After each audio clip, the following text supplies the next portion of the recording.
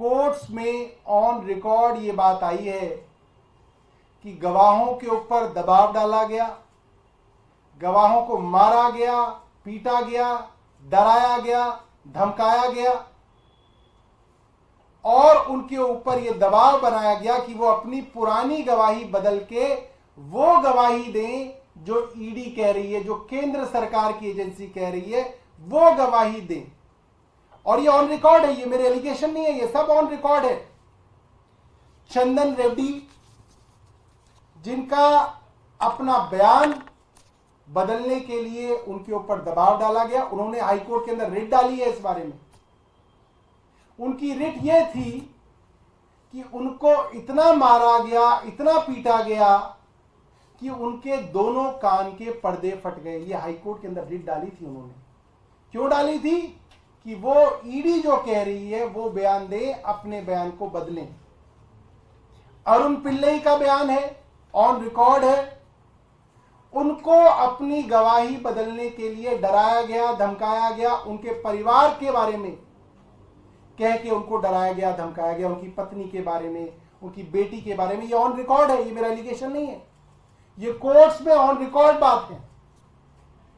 ऐसे ही Sameer Mahendru, on record है कि उन्होंने कहा कि उनके पिताजी को ईडी वालों ने अपने दफ्तर में रोका, उनकी पत्नी को एयरपोर्ट पे रोका गया और उनसे जेल में ईडी ने इस तरीके से जबरदस्ती झूठे बयान लेने की कोशिश की। ये ऑन रिकॉर्ड है।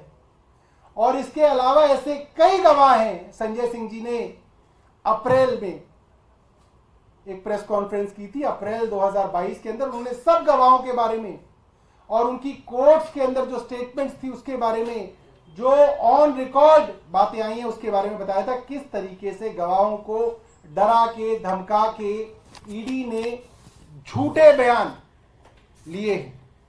ये कहा जा सकता है ये पूरा का पूरा मामला फर्जी सबूतों और झूठे गवाहों पे आधारित है। इसका आधार ही झूठ है।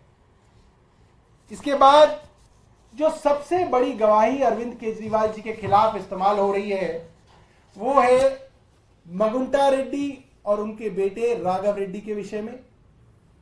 मगुंटा रेड्डी के बारे में हम सब जानते हैं कि उनको एनडीए ने, प्रधानमंत्री मोदी जी की अलायंस ने आंध्र प्रदेश के अंदर टीडीपी से टिकट दिया है। वो एनडीए के सांसद बनने के उम्मीदवार हैं।